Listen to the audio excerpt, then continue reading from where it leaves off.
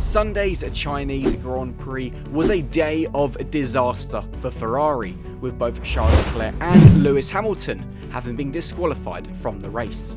Leclerc had finished 5th, whilst Hamilton crossed the line just behind in 6th, only for both drivers to be removed from the results after the race, with the 18 points scored by the team also taken away. But what exactly went wrong for the Scuderia? I'll explain in this brand new Racing News 365 video. But before we get on with the video, be sure to smash the like button and subscribe to the channel. Now, let's get on with explaining Ferrari's worst nightmare. Ferrari had a disastrous Chinese Grand Prix, as Lewis Hamilton and Charles Leclerc were disqualified after the race. It is the first time in the team's history that both of its cars have been disqualified from the same Grand Prix. As mentioned, Leclerc crossed the line in 5th, but was removed from the results because his Ferrari was too light. Hamilton finished 6th and ran into a disqualification for the 3rd time in his F1 career, because the plank under his Ferrari SF25 had excessive wear. Remarkably, we saw this kind of situation not so long ago in Formula 1. After the 2023 United States Grand Prix, Leclerc and Hamilton, then still racing for Mercedes, were also disqualified. The reason? Both drivers had excessive plank wear. Last year, George Russell even lost his victory in Belgium because his car was too light after the race, following a surprise one-stop strategy. The example from Texas in 2023 even led to the rules around sprint weekends being adjusted. At the time, qualifying for the Grand Prix still took place on Friday, and no adjustments were allowed to be made to cars throughout the weekend. Teams therefore had too little data to properly set up the cars on the bumpy circuits in the United States, resulting in too much wear and tear on the plank. Now, the setup can be completely overhauled between the sprint race and qualifying. Another reason for Russell's disqualification in Belgium was because he couldn't do a full cool-down lap. Normally, drivers pick up a lot of dirt and rubber that sticks to the tyres, making them heavier. Russell couldn't do that in Belgium, as at Spa-Francorchamps, the drivers immediately enter the pit lane exit, rather than complete a full cool-down lap of the circuit and enter the pit lane entrance.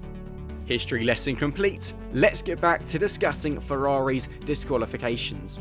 As for Leclerc, he did not meet the minimum weight of 800 kilograms as laid down in Article 4.1 of the technical regulations.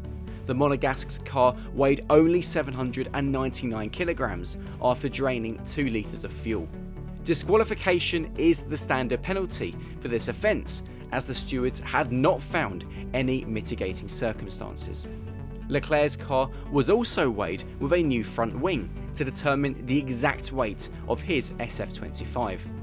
The driver completed almost the entire race without his left front wing end plate after contact with Hamilton at the second corner. Ferrari accepted the steward's decision out of goodwill and admitted that a mistake had been made, whilst the team also reiterated that it was not trying to gain an unfair advantage. The fault around Leclerc's car has 2 possible causes. The Chinese Grand Prix was, yes, a sprint weekend, and there was also a completely new track surface. However, none of these reasons can be considered a valid alibi for Ferrari, as the vast majority of teams did comply with the rules. The exception is Alpine, as Pierre Gasly was also disqualified for his car being below the legal minimum weight. So, there was another reason for it. In this situation, it is mainly about the lack of a race simulation during the only free practice session in Shanghai. Ferrari did not have accurate data on average fuel consumption in a long run.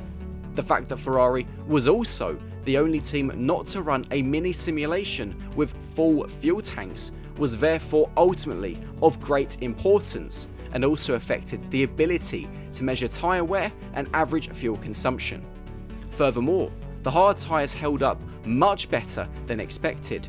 Pirelli had predicted that the Chinese GP would be a 2 or 3 stop race, but most drivers only made the 1 pit stop. This resulted in more tyre wear and less rubber on the tread. Some stints went up to almost 40 laps, and in theory, that is enough for a car to become a kilogram too light. Despite this, Leclerc and Gasly were the only drivers who had a car that was too light after the race. Then to Hamilton, because the 7-time world champion had to deal with another problem, as his plank underneath the SF25 had excessive wear, breaching Article 3.5.9 of the technical regulations. The 3 specific points at which the thickness of the plank is measured were all below the minimum required thickness of 9mm. The measurements were 8.6, 8.6 and 8.5mm. A disqualification of this nature usually has to do with the ride height of the car, which was raised between the sprint race and qualifying. During a sprint weekend, a team raises the ride height of the car to account for the fuel load during the Grand Prix. However, Ferrari failed to raise the ride height enough to prevent excessive wear on the plank. The fact that Leclerc did not violate the rules around the plank indicates that the 2 Ferrari drivers were driving with very different setups. The brand new smooth surface may also have led to Ferrari being confident that they could set the SF25 lower than in Australia, where the performance was quite disappointing. As Ferrari summarised in its statement, it was an important lesson for the team.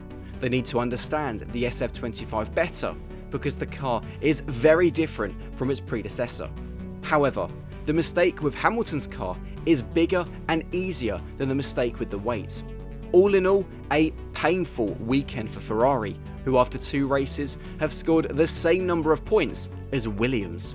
Hamilton's sprint victory suddenly feels like a distant memory.